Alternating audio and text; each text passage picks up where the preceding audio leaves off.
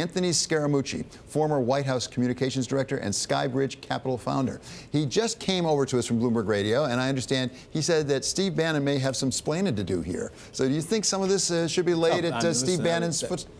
Oh, yeah. I mean, come on, that's a tough loss for Steve Bannon. I mean, his whole strategy and his deployment and his excessive hubris even yesterday, I mean, that's a very tough loss for him. But don't underestimate Steve Bannon. I mean, he's a warrior, and that's one battle. There's a bigger war. But Bannonism has to be defeated by the Republican Party.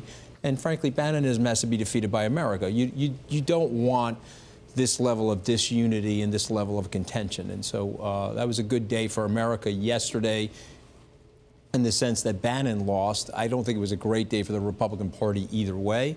But as the president said, there's another opportunity here to go after that seat pretty quickly. So, Anthony, we don't have that many people who can really give us the inside story, and this is a question I think on a lot of Americans' minds. There are reports, maybe right, maybe wrong, that there is a battle going on for the heart and soul of the President of the United States, that there are different people. And Steve Bannon's on one side, trying to tug the president in one direction. He's been very vocal about that. He's very open about what he's doing. And there are other, what we would say, perhaps more moderate, more measured people who are fighting the way. Is that true, or is that overblown? I think it's overblown. I don't see that as true. I think the president has been his own man for the 50 years that he's been in business.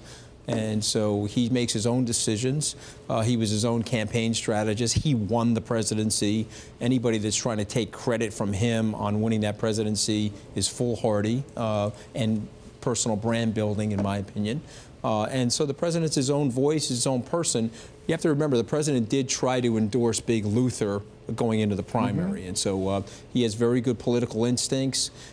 This is a short-term setback for him.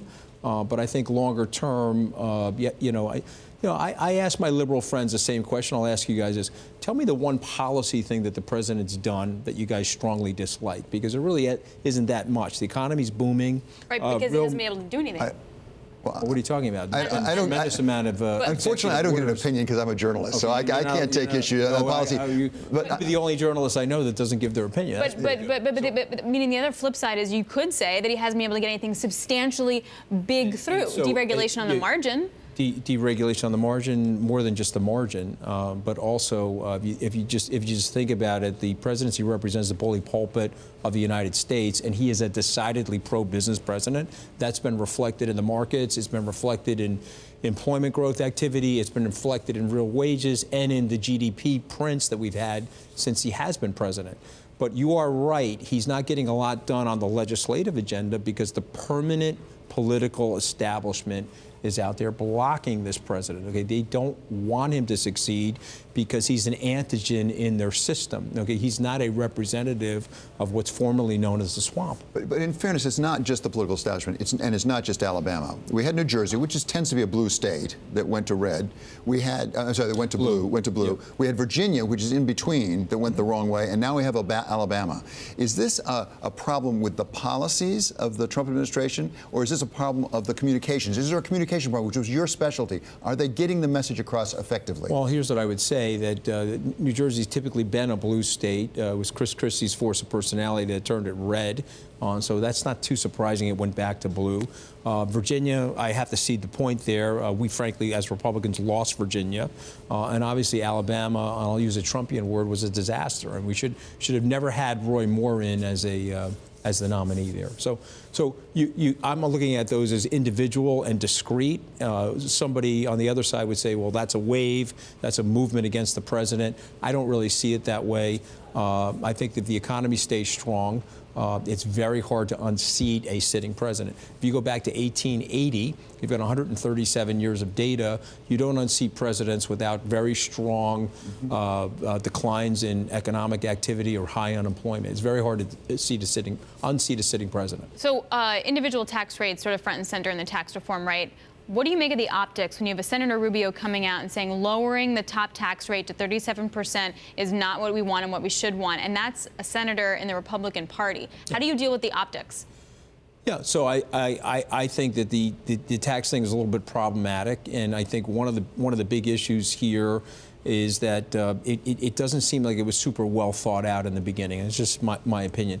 Somebody asked me yesterday about it. I gave my opinion of it's better than what we have right now, but it's far from perfect. And so it'll be interesting to see if it actually gets passed in its current configuration. And part of the question is better for whom? And whether right or wrong right now, the branding right now, whether it's right or wrong, is this is really good for people who are wealthy and not that good for middle class. That's the branding. It's mixed on the middle class, David. If you really look at it, certain middle class citizens are benefiting, other middle class citizens are not benefiting, particularly people here in the eastern states and the coastal states where you have the tax deductibility that's going away. They're clearly not benefiting. It's uneven, but this is the problem that we have going on in politics right now. I wish we could sit down and reframe the tax code from an apolitical perspective, okay? But what's happening is you got all the special interests and all the lobbyists that are beating up the Republicans and the Democrats, and you're getting this fakakta nonsense in the tax code. And I'm sure the president would agree with me on that. If we had a apolitical group of people that could build that tax code, irrespective of special interests, it would be better for growth and better for the American people. Let's ask you about SkyBridge.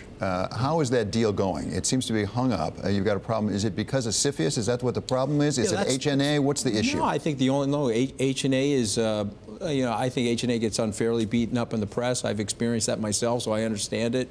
It's a Fortune 80 company with $100 billion in revenues. They've got 400,000 plus people, 45,000 people here in the United States. They don't import anything into the U.S. If anything, they're a net buyer of U.S. assets like Boeing aircraft. So it's a phenomenal company. When we made the decision to sell to them, we looked at all of those metrics.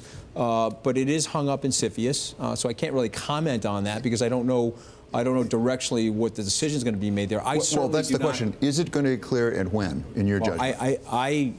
Listen, I would be very hard-pressed to understand why it wouldn't clear. I don't see a national security. If you look at the statute and you really analyze the statute, there's no national security reason why SkyBridge could not be sold to HNA.